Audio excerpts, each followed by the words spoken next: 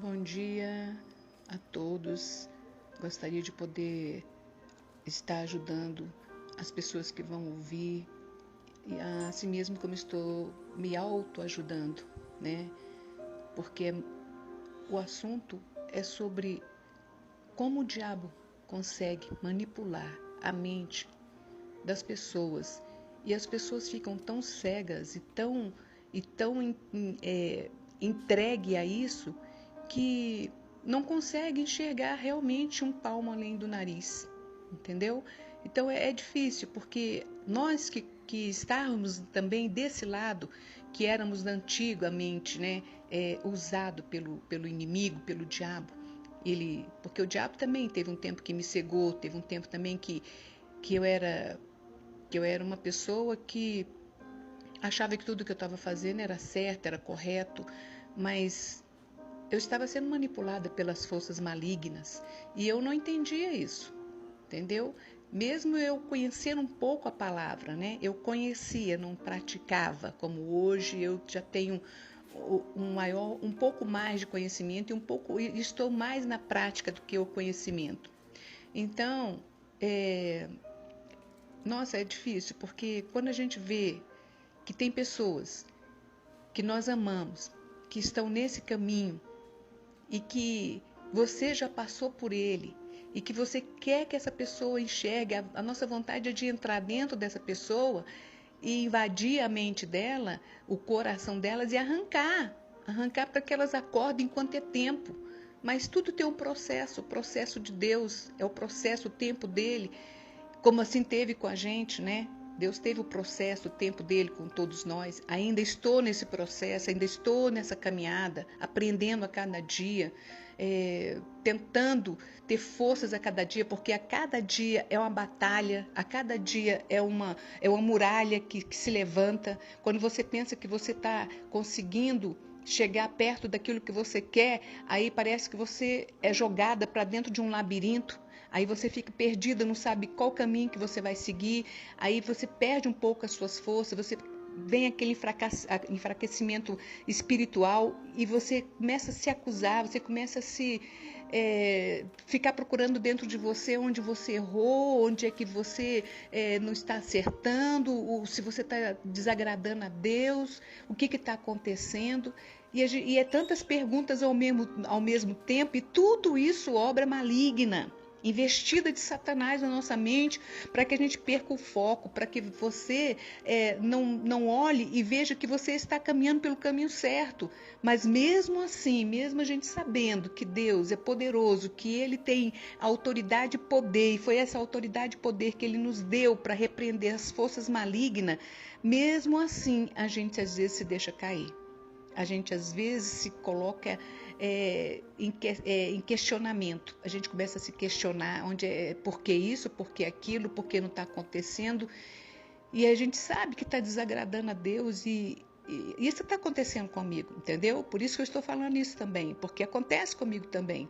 De você às vezes sabe, está no deserto, como nós estamos no deserto. Tem milhares e milhares de pessoas que estão no deserto, porque o inimigo, o foco dele é os lares, é o casamento, é a família, porque ele sabe que a família é projeto do Senhor, ele sabe que a família é, é a coisa mais importante para Deus, entendeu?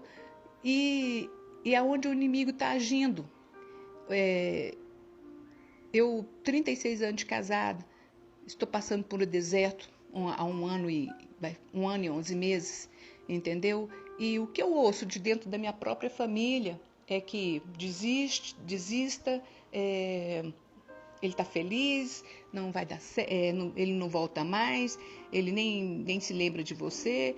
Mas eu não acredito, assim, tem horas que você não quer acreditar, mas o inimigo às vezes vem com tanta, sabe, com tanta informação para sua mente que você às vezes olha e você fala assim, peraí, eu tô sozinha, estou sendo humilhada, envergonhada, porque aonde eu vou as pessoas me questionam cadê ele, porque que ele ainda está com fulana e não sei o quê, cadê seu Deus não está vendo isso, e a pessoa está no pecado e está desfrutando Ele tem alguém para conversar, ele tem alguém para poder desabafar, ele tem alguém para satisfazer os seus prazeres da carne, ele tem alguém para viajar.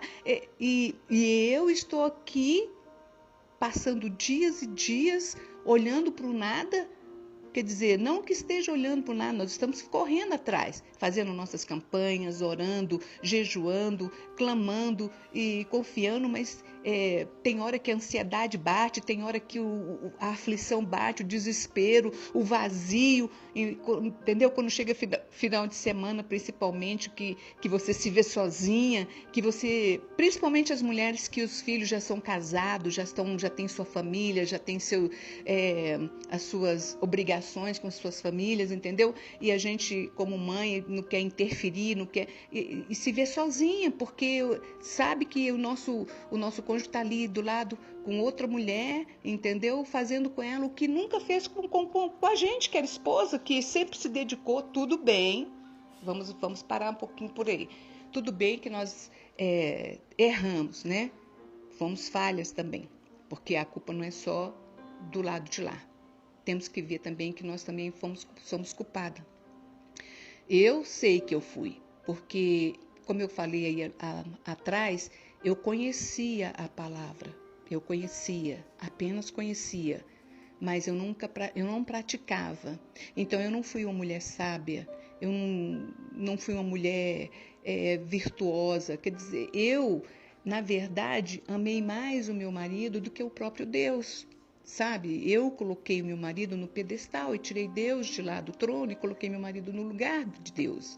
Então, eu fazia tudo para agradar o meu esposo, tudo, sabe? Eu mentia para ele, eu ia para a igreja, quando chegava qualquer coisa que acontecia, eu brigava junto com ele, eu gritava na mesma altura que ele gritava. Então, assim, sabia que ele estava me traindo, mas eu omitia isso dentro de mim, eu me sufocava dentro de mim para poder não perguntar a ele e não ouvir palavras duras, porque quando eu ia falar qualquer coisa, ele já se armava. Então ele me chamava de louca, psicopata, que eu estava vendo chifre em cabeça de cavalo, que ele estava trabalhando. E eu sabia da verdade, mas eu não queria confrontar, porque eu tinha aquela insegurança, um medo de falar e ele pegar as coisas dele e ir embora. Mas aquilo ali, de eu ficar guardando dentro de mim, estava me sufocando, estava me corroendo por dentro, estava acabando comigo. E eu pedindo a Deus em lágrimas, em madrugadas, Senhor, me ajuda. Eu não posso viver assim. Eu estou me corroendo por dentro, eu estou me consumindo por dentro. E foi até que eu não aguentei e abri o jogo com ele, que eu sabia, esfreguei a verdade na cara dele, porque até então o meu marido era dessa pessoa que, se você não tivesse provas, ele jurava de pé junto, olhando na sua cara pela vida da mãe, pela vida do filho, pela vida de não sei quem, do papagaio, do cachorro, que era mentira. Então, quando você tinha provas para poder jogar na cara, aí ele não tinha mais argumento, né? Então, eu joguei as provas na cara dele, ele até me chamou de diabólica. Ah, você é diabólica. E eu pus ele para fora de casa. E confesso para você que nas primeiras semanas, quer dizer, ele ainda saiu sem a gente ter um momento de conversar, sabe? Porque na hora que eu coloquei, eu me tranquei no meu quarto, ele dormiu no quarto do nosso filho e quando foi no dia seguinte, ele saiu cedo e eu fiquei trancada dentro do quarto. Então eu fui para casa de uma amiga minha e fiquei esperando ele chegar e sair para o trabalho. E como eu tinha que fazer um serviço na casa da tia dele, de cuidar da tia dele enquanto a outra tia dele viajava, eu fui. Então nesse meio tempo ele saiu, pegou as coisas dele, saiu de casa sem que eu ouvisse e sem a gente ter um momento para se falar, para conversar, entendeu? Então assim, foi uma saída que eu expus aquilo que eu estava sentindo, coloquei ele para fora, mas a gente não sentou para conversar, então ele aproveitou esse meio termo, né? E, na verdade, também, o homem, às vezes também até a mulher, né? Mas eu vou falar mais o homem. O homem, às vezes, ele quer que nós, mulheres, tomamos atitude. em relação a isso, né? Porque ele sempre jogava na minha cara, se você descobrir um dia, tome atitude, tenha amor próprio. Mas isso, porque o inimigo, o diabo, já estava arquitetando isso dentro da mente dele. E na minha também, para eu tomar uma atitude, não ser essa mulher que ele estava falando, uma mulher fraca, uma mulher que sujeitava tudo, entendeu? Então, eu ia deixando passar, e na verdade ele queria que eu tomasse uma atitude para ele não sair com a culpa de que foi ele que nos abandonou. Então eu tirei essa culpa dele, sabe? E isso para eles é maravilhoso, porque aí eles se sentem como se não tivesse culpa de nada. Ah, ela que mandou, então eu não tenho culpa. Agora eu vou seguir minha vida, eu vou ficar com a fulana e vou seguir minha vida. E, na verdade, se eu, depois que voltei para casa, quase um mês depois eu voltei para casa, porque eu fiquei esse tempo todo lá na casa da tia dele, e quando eu entrei em casa, eu desabei, porque eu vi que ele realmente levou as coisas, tudo, e doeu muito, muito, muito, muito. E eu fiquei me questionando, será que eu tomei uma atitude certa? Será que essa foi errada? Será que eu fiz isso? Será que aquilo? Será? E é tantas perguntas e a resposta nunca vem. E depois também eu fiquei pensando assim, porque tudo que acontece é com a permissão de Deus, né? Então isso já foi começando a me aliviar mais.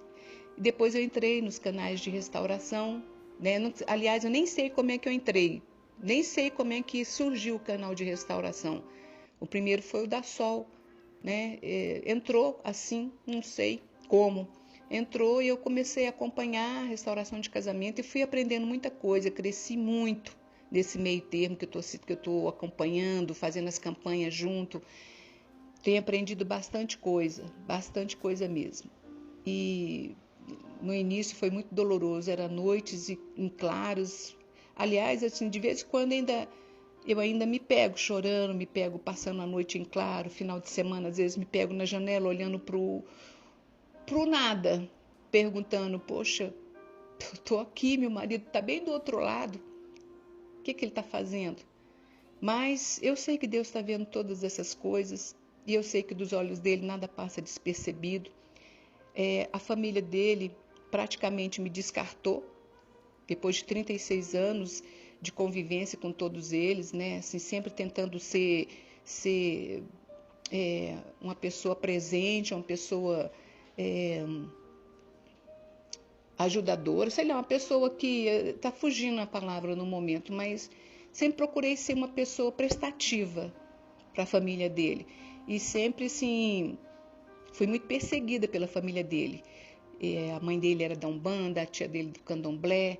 Eu sei que eu coloquei muito meu joelho no chão, sabe? Orei muito por eles e hoje a tia dele, que era do Candomblé, graças a Deus se converteu, tá na presença de Deus, graças a Deus por isso. Hoje a mãe dele também largou a Umbanda, mas ainda não se entregou totalmente, né? Porque já tem mais de um ano que ela se entregou, mas ainda se manifesta, ainda continua com as fofocas, com as mentiras. Ela tem a vontade de buscar a Deus, mas não encontra força ou entrega total. Ela ainda não se entregou totalmente para se libertar das forças malignas, dos espíritos imundos. Mas já é mais que meio caminho andado dela ter largado muita coisa errada que ela fazia lá atrás, entendeu? E eu sinto, assim, sei lá, eu agradeço a Deus por isso. E mesmo eu passando pelo deserto como eu estou, quando eu levanto as madrugadas para orar, eu não intercedo só por mim, não. Eu intercedo por essa porção de mulheres e homens que estão lutando pelos seus cônjuges, entendeu? Lutando pela volta, pela restauração. A gente não deve perder a fé. Não devemos desistir, porque Deus não desistiu de nenhum de nós. Se nós desistirmos daquilo que Ele nos deu, que é a nossa família, nós estamos desistindo de Deus. entendeu? Das promessas dele na nossa vida. Podem nos chamar de loucos, podem nos chamar de bitolados, de beatas, sabe, de mal amadas, do que for. O importante é o que Deus está vendo dentro de nós. Entendeu? Nós estamos lutando para destruir lar de ninguém. Nós estamos lutando para a restauração do nosso casamento, da nossa família. Entendeu? E é o que as pessoas às vezes não entendem. Aqueles que estão lá de lá, que estão fora, não entendem. Acham que por você estar correndo atrás do seu marido, lutando por ele, pela volta dele ou pela volta da sua esposa, você está se humilhando. Você está sendo mal amada, você está mendigando o amor de alguém que te largou, que foi para os braços de outro, e está feliz, e está assim, está assado. E não é isso que Deus nos mostra. Sabe? E eu escutei um dia Sol falando, né, que a gente deve lutar até quanto a gente estiver sentindo dentro do nosso coração, que Deus é que está tocando para que você continue. E é isso que eu estou fazendo, porque eu várias vezes clamei com lágrimas de sangue nos olhos. E falava para Deus: Senhor, se não for essa a tua vontade, se não for esse o teu querer de eu lutar pela restauração do meu casamento, se não for da tua vontade que ele volte, meu Pai, se ele estiver sendo um empecilho da minha comunhão contigo, arranca, Senhor, da minha mente, arranca do meu coração, dos meus caminhos, e me faça ter um momento especial contigo, Senhor, uma comunhão maior contigo. Mas se for da tua vontade, me dê forças, me dê sabedoria, discernimento, Pai. Me dê, meu Pai, esperança para continuar. E é isso que eu estou tendo. Sabe? Quando eu não quero orar por ele, quando eu me vejo, já estou orando. Eu já estou intercedendo, pedindo, não também só por ele, eu peço também pela amante, para que Deus também liberte ela desse espírito de pombagira, esse espírito de sedução, esse espírito que usa ela para poder destruir lares, que ela também é vítima, ela também está sendo manipulada pelas forças malignas, pelo espírito imundo. Então eu peço a Deus também por ela, para que ela também tenha a visão dela espiritual aberta, para que ela enxergue a verdade diante dela e se liberte enquanto ainda é tempo, enquanto Jesus ainda não voltou, entendeu? Porque eu sei, eles não estão agradando a Deus, estão no adultério, e Deus condena o adultério, né? Então é isso que eu queria falar para vocês, sabe? Que estão passando pelo mesmo momento que eu, o momento do deserto, o momento que a gente se questiona, o momento que a gente às vezes não tem força, o momento que às vezes você está cheio de esperança. Não percam a fé, não percam a esperança, por mais que levante muralhas, por mais que se levantem pessoas do nosso meio mesmo para poder tirar a nossa fé, para poder tirar a nossa esperança. Não percam a fé, não olhe para as circunstâncias, não dê ouvido, peça nas orações, sempre nas orações, que o Senhor nos revista com as armaduras dele, entendeu? Que bloqueie a nossa mente dos pensamentos que não sejam dele, que bloqueie o nosso coração dos sentimentos que não vêm dele, porque o diabo ele é astuto, ele sabe onde é que ele vai agir, ele sabe o nosso ponto fraco, ele sabe aonde pode pegar a pessoa e deixar ela para baixo, entendeu? Então eu queria, nesse meio tempo, que eu sei que eu estou passando por isso, tentar ajudar alguém que vai ouvir também esse áudio, que vai ouvir, entendeu? Que olhe para Jesus, que não olhe para as circunstâncias, siga, igualzinho Pedro, quando saiu do barco, enquanto ele estava caminhando, ele estava olhando para Jesus. No momento que ele olhou para a circunstância, ele enfraqueceu e foi afundando. E foi na hora que o Senhor pegou na mão. E ele estava pertinho do barco e Jesus estava pertinho dele. E foi na hora que Jesus estendeu a mão e puxou. Então, assim, não vamos nos deixar nos levar pelas circunstâncias. Não vamos nos entregar. E vamos evitar de estar perto de pessoas que não proferem a mesma fé que a gente. Entendeu? Porque, infelizmente, essas pessoas são usadas pelos espírito imundo para nos trazer más notícias e nos tirar a nossa fé. Fiquem na paz do Senhor e breve estou voltando para poder desabafar mais alguma coisa que possa ajudar alguém, que possa também continuar me ajudando, porque eu sei que eu falando isso, eu estou desabafando, estou ajudando alguém e estou também me ajudando. Fiquem na paz do Senhor.